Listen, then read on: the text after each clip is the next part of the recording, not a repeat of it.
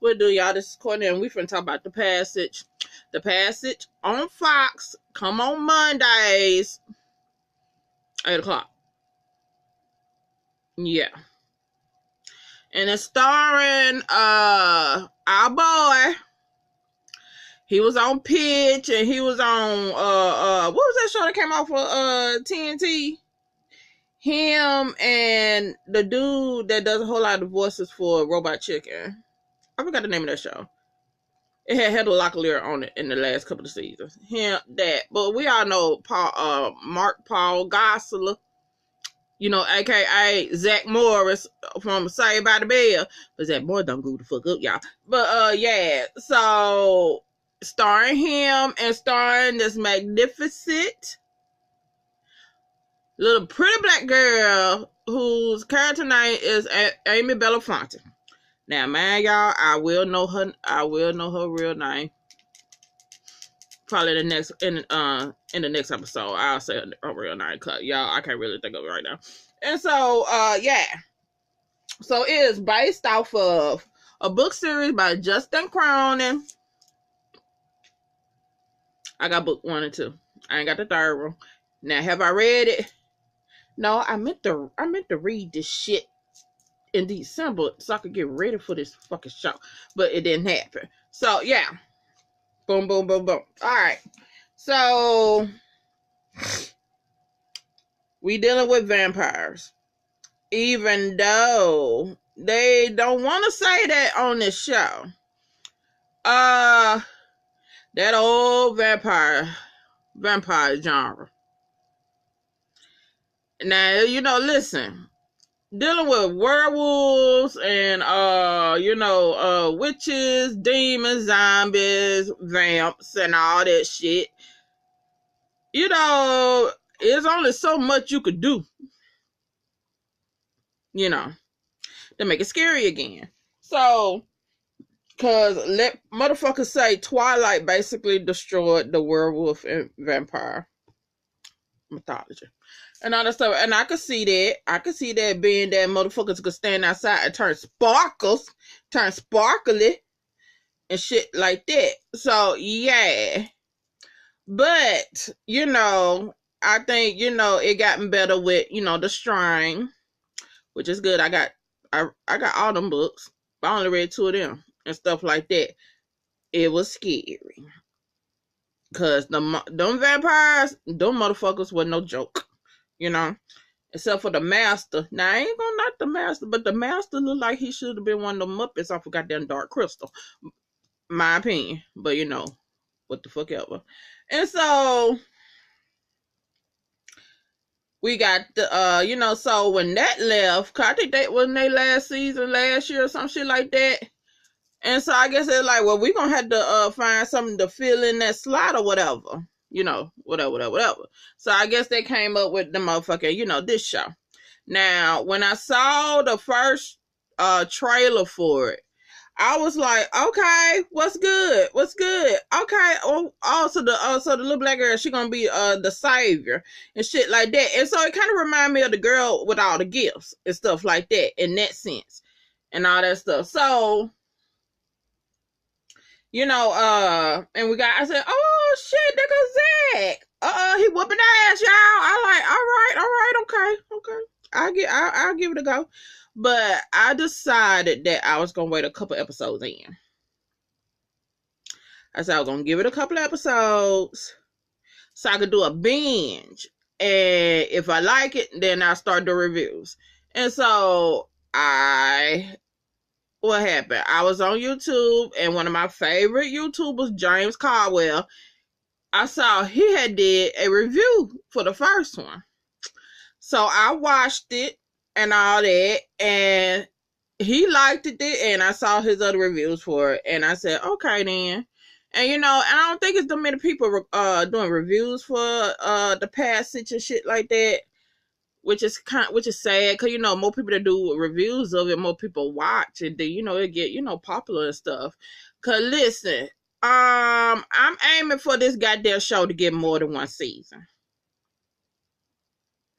Y'all ain't gonna do my boy. Y'all ain't gonna do Zach like I did with the Pitch now. We ain't finna have that shit. Homeboy needs some more seasons. He got kids. He got a wife. Does he? I'm just saying. He got a lifestyle to maintain. You get me? Sister girl, college. She got bills. You get me? You get what I'm saying? All right then. So, but the critics are saying this is good. Everybody's starting to like it. You know what I'm saying? So I'm like, okay, cool. Good. Cool. So here's the basis of it. You could say like, will this first season be like the the prologue to the end of the world? Because basically the end of the world is coming. We are at the cusp of it. And so after I had watched the third episode, now this video gonna be for episode 1. I'm gonna do the other 2, episode 1, episode 2. Each episode gonna get their own video. I was thinking after I got through watching the third episode, and I sat back and thought, this saying popped up in my head: the road to hell is always paved with good intentions. And that's how I go. I think that is how I go, but I probably worded it different. And then I thought, and when that popped in my head, I said, "Bitch, yeah, it fuck exactly, yeah." And that's what it was. The road to hell is paved with good intentions. You know what I'm saying? And I'm gonna say, let this be the tagline for this fucking show. These motherfuckers try their best to cure one thing and basically screw the whole world over. And basically that is this show. So we start off with Amy Belafonte. She's basically saying that she got a front row seat of seeing the world come to an end.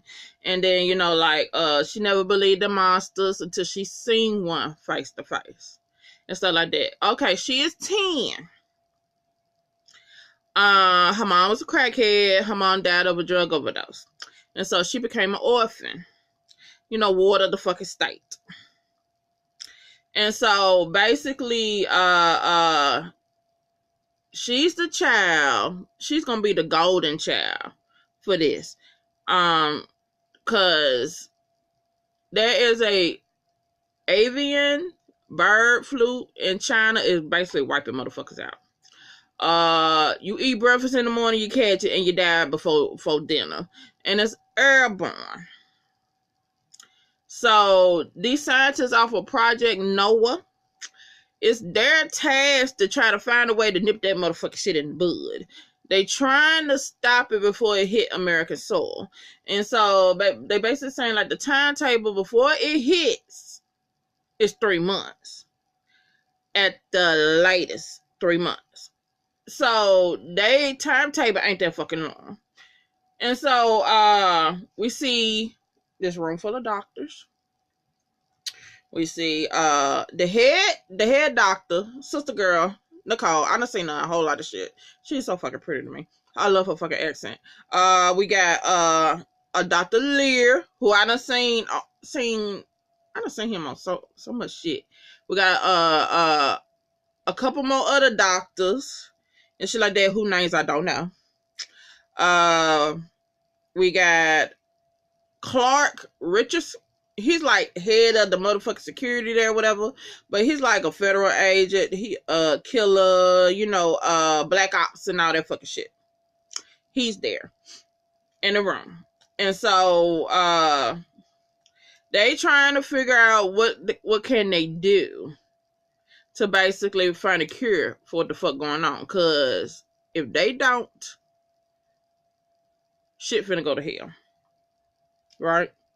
So we go to like one of the younger doctors said, listen, I got an idea, but y'all ain't gonna motherfucking like it. And they at that week's end. And they said, well, what is it? And he like, let's go to the cells. So you go to the basement of this motherfucking facility. And this facility is in Colorado. And you walk in and you see nothing but these big old glassed in rooms. And the first person you see is this older cat. He's sitting down, blue veins pasted. The motherfucker look like he needs some milk and he's just sitting there just watching. That's patient 0. Patient 0 is Dr. Tim Fanning. Dr. Tim Fanning is basically Dr. Lear's best friend. Now, how the hell he got to look like he needs some milk? Let's do a quick flashback. 3 years prior, Dr. Lear, Dr. Fanning, Clark, and some other soldiers or whatever, they are in the jungles or woods of motherfucking Bolivia. And they are looking for this fabled immortal man, or fabled magic man, as you will. So they like, well, we could find him, we could do something with the blood, yada yada yada yada. Now, the reason they are looking for this dude ain't because of the bird flu. It's because of something else, a personal project, if you will. So they got this scout, and the scout basically takes him, and he stops off at like this little ledge, and he points down and sees like, yeah, that's where you need to go right there. And basically, homeboy said, this is as far as I go, you know, good luck to y'all, praise God, I'm out, bitch, and motherfucking dips. And so they goes to the cave, and there's this young boy, and in the back in this cave, it's a cage. And you see it, what it looks like, the sulking old man, butt booty ass naked, and he looks sick. Now, Fanning, he looking like, wait a minute, what the fuck going on? Why y'all got that motherfucker like that? All the rest of them standing back like, what the fuck going on here? And so they trying to tell Fanning, bruh, come back. Bruh, what you doing? And Fanning, he's a doctor. He's a neurologist. And so the dude, so he's saying, listen, I'm a doctor, I can help him. What's going on? Yada, yada, yada. And everything. And, you know, all the rest of them, they still don't fell back. They like, bro, where's you going? Come back like that. The boy that was tending to the cage, he gets up. He's trying to push, you know, tell the old cat, bro, you need to go on. You need to go like that. And so, but he's, you know, they speak another language. You know, it's that language barrier. And so, you know, Clark asked one of the soldiers, like, okay, what he saying? And the soldier said, vampire. And I'm like, what? And so, next thing you know, old man gets up. He don't look like no old, decrepit ass man. He look like a fuck up monster. Pale as all get out, hair raggedy. And he look like Nosferatu in a sense, but look like he got a mullet. And so he gets up, jumps motherfucking Fanning, and knocks the fuck out of him. And Clark kills him by putting a stake through his fucking heart. Here's my thing with Fanning. I understand you took that Hippocratic oath or whatever, but bruh, do you think it might have been something strange being that you had to go way deep in the woods or the jungle, where the fuck you was, to this isolated fucking cave, and you walked into that isolated cave, and then motherfucker, you see a dude in a cage. Bruh, you didn't think none of that was like kind of suspect, bruh? And so, Lear think he done lost his best friend, think a best friend gone. But that's not the case. Fanny come back, they at the hospital now. He come back, he look brand spanking new. The bite mark is gone, and he's like, I feel good all over. But he starts to bleed out his mouth. But come out, his teeth fall out his sides. And he basically tells Lear, we finna change the world. So, we go back, we head motherfucking back to the motherfucking basement of the facility. And the doctor, the young doctor, Asian doctor, he basically said this. He goes by one. Now, being that Fanning is the oldest, he's 54. And other stuff, you know, he patient 0. So, basically, they using his blood to jigger rig it some kind of fucking way and see can they use it to help fight this motherfucking avian flu. Now, mind you, whatever disease that they pop out, throw at them, cures it. The people are not affected, but it's a badass side effect to that blood. They go one by one, and you see they get younger and younger, but they still come out fucked up. Hell, it's even one motherfucker hanging upside down like a bat. Until they get to Shauna Babcock. She's the youngest. And she looked like so fresh, so clean, like she ain't never been touched, like she just healed. Due to her age, she's 21. And basically, I'm thinking the older you are, the incubation period is quick. But I guess the younger you are, it takes a while, but you don't show no outer side effects. Like, basically, looking like a fucking monster. And Shauna is the youngest. So, basically, what Homeboy is trying to say, we're going to need a kid. At first, they're like, no, we can't do this. But they are against the greatest enemy, which is Father Time. So, they have to go find a kid. Henceforth, this is where Abby comes in. So, we goes to this prison. And you see Homeboy, Brad Wallgast. Wallgast? Yeah, that's Homeboy. That's our boy's character. Him and another motherfucking young kid and all that stuff. They are given the task to go to all these different prisons all across the country and get these motherfuckers that are on death row. And basically offer them a alternative of basically meeting their end, I guess, with gas, lightning, fire squad, or whatever. And so this last one, Anthony Carter, a tall chocolate ass brother. So, Brad's, doing his spiel and all that stuff. And bro man like this, he like us. Oh, so it's that good. Well, if it's that good, why ain't none of the other recruits or whatever? Why they ain't here to tell me how good it is? I like, that's right, brother. Question everything, my nigga. And so the other cat was like, well, you on death row. It ain't like you got a choice. And bro man like, yes, the fuck I do got a choice. I could choose not to go. And so, but Brad, he throws that that game to him and everything, and he says yeah, and they goes back to Colorado to drop off Homeboy. And this is when Clark and Brad they meet again, come to find out they friends. And come to find out Brad trained Clark everything that Clark knew. But like I was saying when I was watching this, I like, bruh, he probably trained you everything that you know.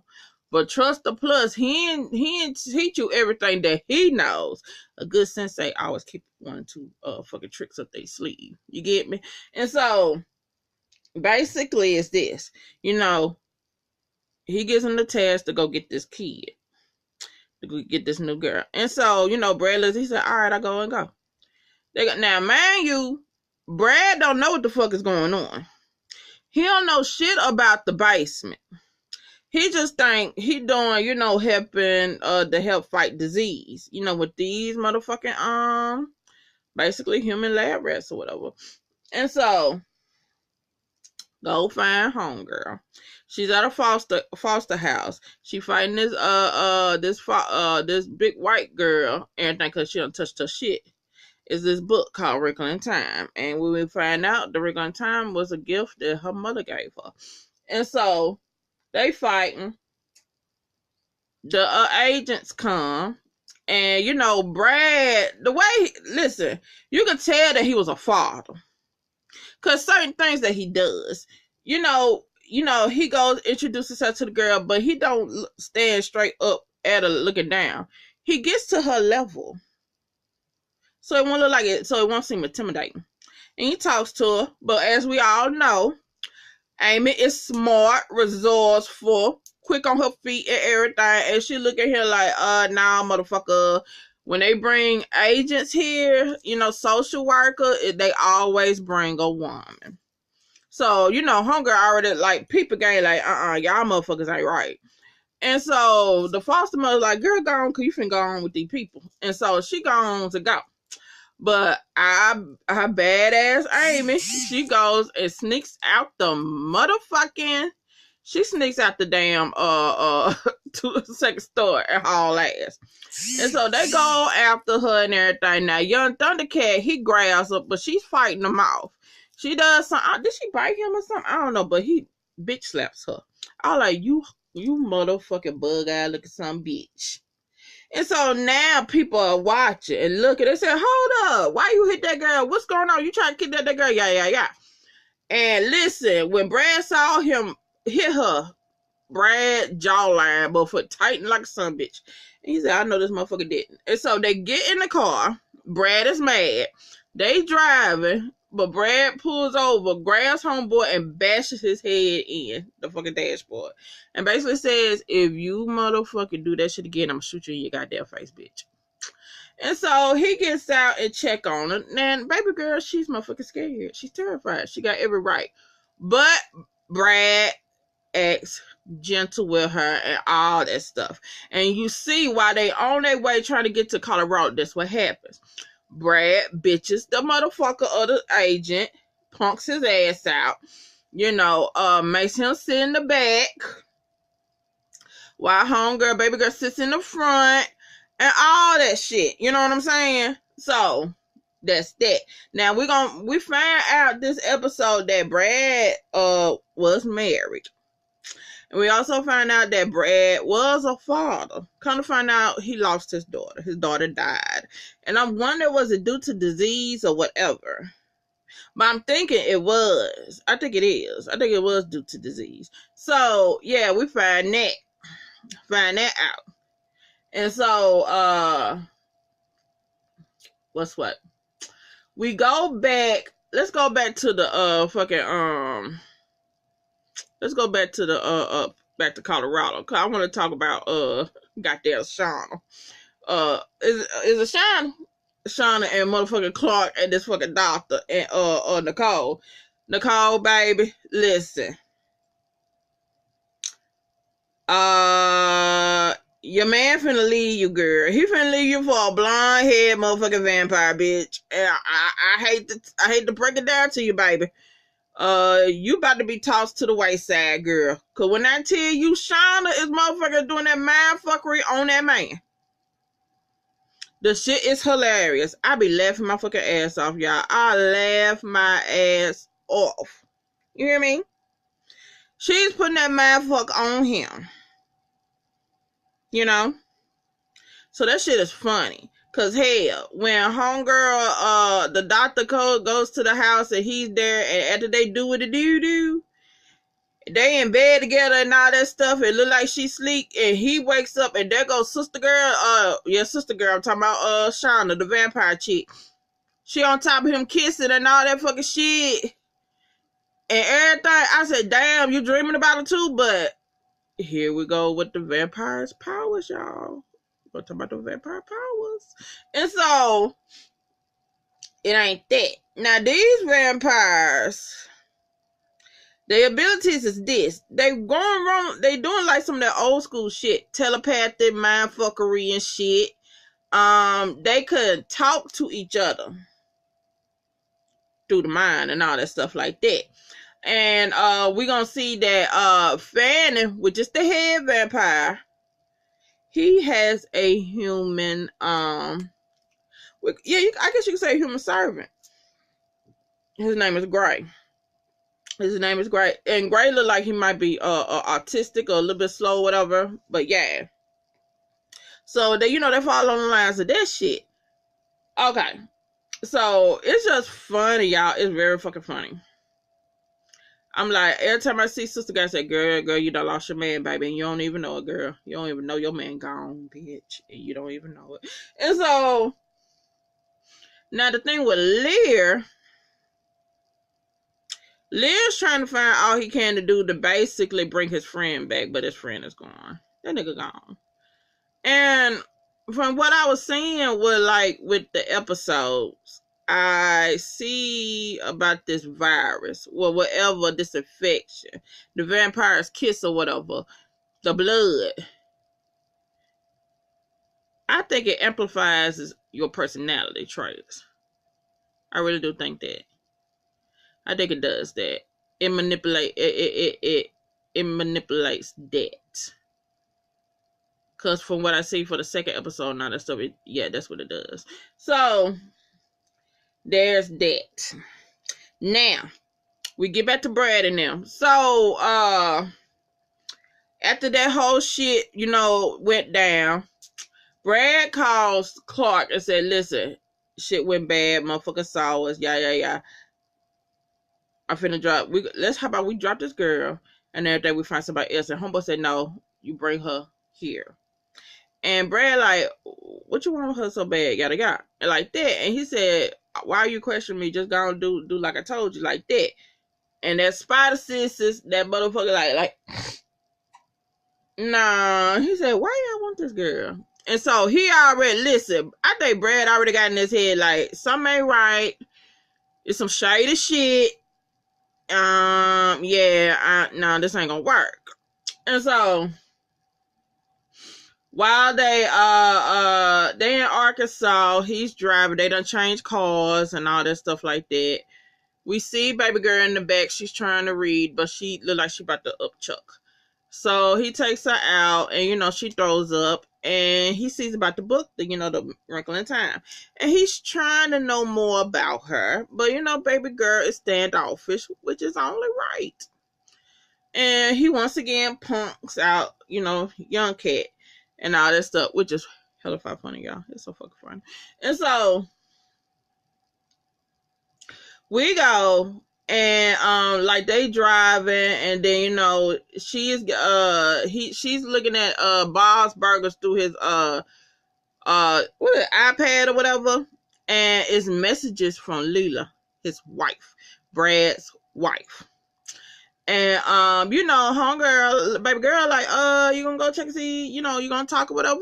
And they going back and forth repertoire. It's like, it's friendly, bro. It's like you can see he cares for her. I'm just saying, you can see he's starting to care for this girl. And so there's a sign for a carnival. And she's like, "Oh, carnival." And he said, "You wanna go?" She said, "You for real?" "Yeah, let's go." And I'm like, "Yeah, we go to the carnival, bitch." Young cat in the back is over it. And so while they don't pull it up, young cat out the motherfucker car, he basically tells her, "Listen, all this bullshit you doing, I don't know why the fuck you doing that, because that girl ain't nothing. She ain't nothing but fucking cargo." I was like, "Bruh, you just done signed your goddamn death warrant, bruh." And listen, because Brad looked like he was ready to snap that nigga's neck right then. He basically told him, "Listen here, motherfucker, an hour and a half. Like, I ain't no killer, but don't push me." But, well, technically I am, but still, I ain't no killer, but don't push me. And so they in the carnival, y'all. They having fun and shit, and cracking jokes on each other, and I'm just loving it between them. And so we see a unicorn. She wants a unicorn. And that you can win that unicorn by doing that rifle shit, shooting targets. And so she cracks jokes on him. And he was saying like he was rated first, best in class at the academy. And she like, "How long ago was that?" And like that. And so she ragging on his ass. And they going back and forth, back and forth. The shit is funny. And I love it when he clocks her when she cuss. And he said, "Hey, watch your language, girl." And I'm like, this is so fucking cute, y'all. And so he hits the first target. But when she points out to say that she want that goddamn unicorn, the man says you gotta hit 3. And so here we go. Brad teaches baby girl a new skill. A skill set. Remember what I said? She resourceful, she smart, she quick on her feet. He teaches her how to motherfucking shoot.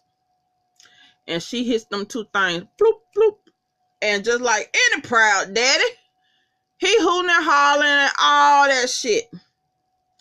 and she gets her fucking unicorn. But here come young cat, cause you know it's time to go. But you see how she's looking at young cat, and Brad is looking at her, looking at young cat. And let's go on get it out. Brad done already made his motherfucking choice, y'all. Brad like, well, let me go. I'm gonna go to the bathroom like that. And homeboy said, you mind if I go first? He said, go ahead. And so he tells her to go sit down. He said he'd be right back. Brad goes and put that motherfucker in the sleeper hole. Now I'm trying to figure out, did he kill him or not? If he killed him, I wouldn't care. Because, you know, you had no business motherfucker trying to pimp slap a motherfucking baby. So, is he dead or not? Hopefully he is. But, even though I do like the actor and all that stuff, cause I do remember him from Sleepy Hollow and all that stuff. But, you know, you don't hit no little motherfucking kid, nigga. But, okay, so, there's that. He runs out and said, listen, change the plans. Colorado's bad. And we're going to go somewhere else. He said, do you trust me? And she looking at him like, okay, yeah, let's go. And he's like, wait a minute, for real? You trust me? And stuff like that. She said, yeah, come on, bro, let's go. And it was funny because he got taken aback. I guess due to the fact of how they first met and all that stuff, he probably thought that, you know, she wouldn't have shit to do with him. But, bro, she a good judge of character, man. You're a good dude. You're a good man. And so they up and then the motherfucking Noah's Ark found out about it, and you know, there go the doctor girl, and there go her soon-to-be ex-boyfriend, Clark. And we find out that Brad is a killer for real. Silver Heart, Silver Star, some shit like that, some medal, and 98 confirmed kills. That nigga a killer. And, you know, sister girl, like, I know that's your friend and everything, but, you know, homeboy, like, he's all for the job. He all for the task and like that. So, he's sending out motherfuckers to go find him. And so, we see Brad, he had a motherfucking, gas station. And now they posting his picture everywhere through the news. And so, he goes, get back in the car with baby girl. Hold up. Oh, I forgot one thing, good thing. So they driving. She sleep. This is a pivotal scene, y'all. She sleep, and he's looking at her. Shit. I done forgot two scenes, y'all. Here's the most important phone call of this episode. The wife called while they at the carnival. And they talk. And we hear about their daughter, the daughter that died. And if you look at the picture, it looked like the daughter and Amy look like they could be the same fucking age. And, you know, not sister girl, but the wife is basically saying that, you know, homeboy said he want to marry me. And I said, you know, yeah. And, you know, I'm looking to have another baby and all that shit like that. But she is saying that shit to him, trying to gauge his reaction. Because she still loves her husband. She wants him back. She keeps trying to tell him it wasn't his fault. And she said, if you come back home, I would tell you all day, every day, to the end of our days, that it was never your fucking fault. But he's holding that guilt in and all that stuff. And I'm guessing the way he had to deal with it was basically go head first into work and basically shut down his emotions. You know what I'm saying? So that's that. And which is funny and cruel in a sense, being that bitch ass Clark. You knew Brad lost a fucking daughter. And so the audacity that you to give him this case to bring in this child that is, I'm guessing, about the same age as the daughter he lost. That was punk ass, bruh. That was punk ass. And I hope to see a fight scene where Brad dog walks the fuck out you. Just saying. So, while he's driving, baby girl sleep, he pulls out a picture of the daughter. And the baby girl is pretty. The little girl, the daughter, she looked like she came from both of them. You know, from him and his wife. The girl was pretty. And so, he pulls over, wakes her up, and there's this river. And when I saw the river, and he said, y'all, you remember you said y'all never held a service for your mom. And so we finna have one. Like that. And I was like, oh, man. Because he tells her anger is a disease. It's poison. Get that anger off of you. Say good shit about your mama and stuff like that. And so they by this river. And I started saying, gonna lay down my bird down by the riverside and study war no more. And all. And, you know, at first, she tried to be hard. But then she started talking about the good shit her mama did. And all that stuff. And she was able to fucking cry. You know, grieve some. And so she grieved her mama, and he was there. And he hugged her. And I'm thinking, like, when did it happen that he finally decide this is his daughter? I'm thinking it's when he basically killed homeboy in that bathroom. But, you know, I think it really cemented then that that's his child went by the river. And so they go to, you know, gas station to get her something to eat. The Noah Project got his picture out on everything and everywhere. And so, you know, he has to make a decision that he gonna turn himself in. She's like, no, you ain't finna leave me. What is you doing? And basically, he's like, if they could get her picture on the news, they'll leave her alone. She be safe and stuff like that. But, you know, she's like, you can't leave me. And he breaks it down about, you know, she's smart, strong, and all that fucking shit. You know, same shit I said and all that stuff. And say, you're gonna be all right and stuff. And so he does turn himself in. But it backfires because the Department of Defense calls the motherfucking calls the jail. And he looks behind him while he's sitting in jail, and basically they go Tahoes, black Tahoes. So he goes and tells Amy to get the keys. He gets out, you know, out the handcuffs. And basically Clark and his men ambush their fucking jail. Kills the sheriff. I don't know about the secretary.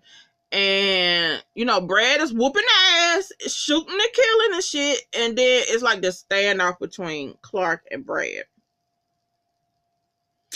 And, you know, Brad like, I don't want to kill you. You know, that fucking shit. I like, nigga, you gonna try your best to kill that motherfucker anyway. And all that stuff. And, you know, Brad creates a diversion, but Brad gets hit. And so they able to run off and all that stuff like that. And Brad is driving. He got hit, right? And so this is toward the end. And, you know, he said, everything gonna be right. I'm not going anywhere. I'm not leaving you. Yeah. And so, like, the end of it, and she said, this is, you know, when I realized, this is the baby girl, because baby girl narrating. She said, whatever happens, me and him, we're going to face it together. And that's the end. Listen, Passage is the shit, y'all. It's the shit. It is the shit. It is the shit. And it better get more than one season, bitch. Don't fuck over me like Sci-Fi did with Channel Zero. Even though Channel Zero did get multiple seasons, but still. Bye.